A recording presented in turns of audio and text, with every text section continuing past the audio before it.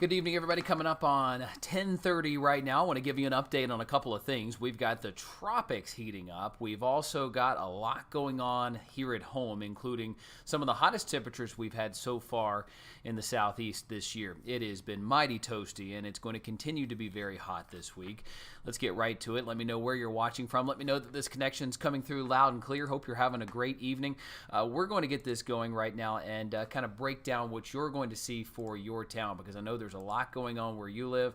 The heat just so tough. It's one of those days, it's almost like the really cold days in winter where it's hard to get anything done outside because what you're doing is just seeing it just be incredibly hot outside. So we're going to unpack that here for you. What we have is a heat dome across the area, and what it's doing is basically locking us in the same pattern. It's just rinse and repeat.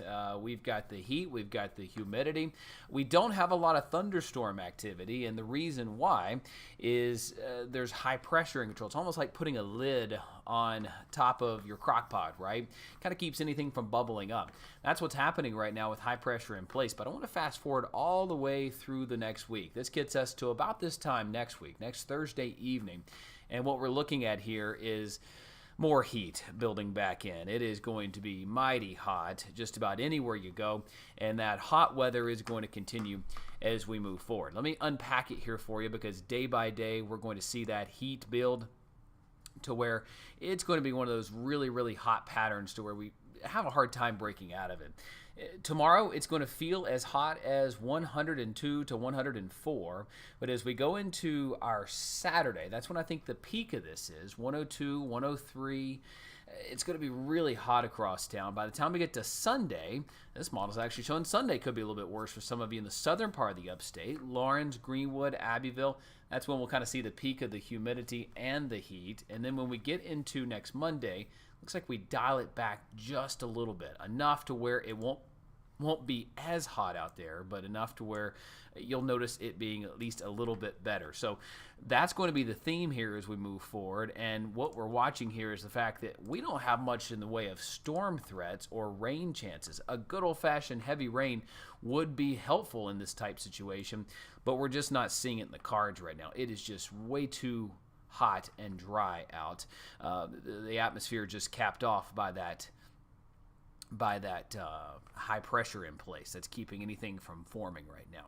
So what we're also watching right now is the fact that hurricane season is beginning to ramp up, and we're going to be watching that closely moving forward. We've got a medium chance of our next storm system becoming a named system, and it's now sitting deeper into the Atlantic, actually having more thunderstorm activity around it than we've seen here in the past couple of days. So this is kind of new, is it's beginning to get its act together, and what's going to happen here is it moves into a more favorable environment. We're going to see the potential that this could become a named tropical system, and you'll see this X a little bit more this year. And what that is you've seen it before, but in this case, you'll see it a lot more often because conditions are not favorable. In fact, there's a 0% chance it becomes a named tropical system in the next 48 hours. But there's a 40 to 50% chance this becomes a named system over the next 7 days. So we're giving you more of a heads up. That's what's new from the National Hurricane Center this year. But as it gets here toward the Caribbean islands, you notice it's got a more favorable environment. But also, it's already starting to do that curve. And that's what our models are trying to hint at here, is that it's going to try to curve up somewhere in this vicinity. So that's good news for us. It does not look, at least right now, like that's going to be a threat to the United States. Could that change? Of course. So we're going to keep a close eye on it. Here at home, what the theme has been here lately has been that tropical wave we watched right off the coast of Florida. And that allowed for a small chance earlier this week of beginning a named storm system, but it never really got its act together. But it's enhancing afternoon thunderstorm chances for Florida and South Georgia tomorrow and into the weekend. No big deal, just more humid than they're even used to seeing on a normal day. But yeah, this storm system's getting its act together. I got some more thunderstorm activity with it. It's not organized, but we'll probably get this to become an invest. We'll be able to have some models run on it, and that'll give us a better idea of where this thing could be heading. So I turn the wind streams on. Hard to discern any low-level circulation. There might be some in here, but I think the actual stronger thunderstorm activity's back here. So a lot to watch in this area, and a lot to watch water temperature-wise. That's been taking the headlines here lately And it's mainly because of the temperatures that have been off the coast of Florida. So to put it into perspective, it's damaging the coral reef in some locations, how hot it is. It's just not supposed to be that hot in some areas of the ocean. It's moderated back out, so it's not as hot as that 101 record-breaking reading that we had earlier this week. But you see low 80s, mid 80s as you get toward the Gulf and the Gulf Stream. Normally a very hot area, but what we've had here recently is this area off the coast of Florida. It's 88 right now between the Keys and Florida, the mainland, and then over toward the Bahamas. But it was as high as 101. So how does that happen? Well, imagine sitting some water out, whether it be a pool, a lake, anything like that, and it's just still. It's just still sitting there in the sun, and the sun just beats down on it. And it doesn't circulate. It doesn't really move a lot. You're going to get that water to heat up tremendously. Our water temperatures off the Carolina coast aren't abnormally warm right now. They're actually where they normally are. And in fact, most of June, the water temperatures were trending below normal because it was so cool. It wasn't until we got in July that we cranked the temperatures up. But you might have noticed here lately, you've seen those headlines of the crystal clear waters off the coast of the Carolinas. And that's because the weather pattern has been in this heat wave. And that lack of circulation, lack of turbulence, if you will, in the atmosphere, creating calmer ocean water. So the sediment that's normally in the water sinks to the bottom of the ocean, and that allows for clear waters. But it also allows for hotter water, especially where those waters have been calm, down here toward the Keys, where right now, let's just do a new query on them.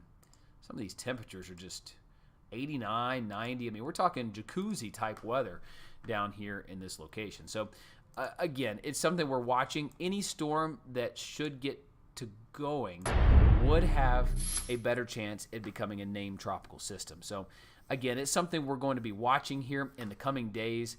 Do I think there's anything imminent? I don't. Could something begin to form? Absolutely. And we're going to be keeping our eyes peeled on that in the coming days, because it is that time of the year that tropical systems can get going. Trending hotter than normal in the Atlantic right now. We have one thing on our side, it's El Nino, but as we've been going through June and July now, El Nino is less prominent. It's a diet El Nino, as we like to call it, or El Nino light. It's not quite a full-blown out El Nino. That comes later this fall into the winter, which could make for an interesting winter for you snow lovers. We get more snow, almost double the amount of snow per year on average than we do La Nina years. So again, we need to watch it closely, but El Nino is not really as much of a factor as it originally looked to be, because El Nino is kind of holding off a little bit. It's trending that way, but it's not a full-blown out El Nino. So long story short, water temperatures are warm. El Nino is light. So the two kind of edge toward stronger and more development. So hurricane experts at the Colorado State University and NOAA have upped their predictions by 1 or 2 hurricanes this year. So have I. I mean, I have no reason to doubt that we're not going to see an above-average season. Do I see anything imminently other than that one that's out there right now? No, that one does not look to pose a threat to the United States, but it is that time of the year where we're going to start to see more of this activity try to crop up and begin to bubble up, especially as we get into mid to late August, especially into September. September 10th is the statistical peak of hurricane season. All right, guys, a lot more to track. We'll have much more coming up on WYFF News 4 at 11 o'clock in just 20 minutes. I hope you'll tune in then. Hope your week's off to a great start. And one more day, almost Friday Eve here. We'll get into a hot weekend, but if you have plans to be by the pool or by the lake, a great weekend for that is just going to be hot. You want to be in the water up to about right here, right, just to stay cool and to have it do its thing to keep you cool. All right, guys, we'll see you tonight at 11 o'clock and much more.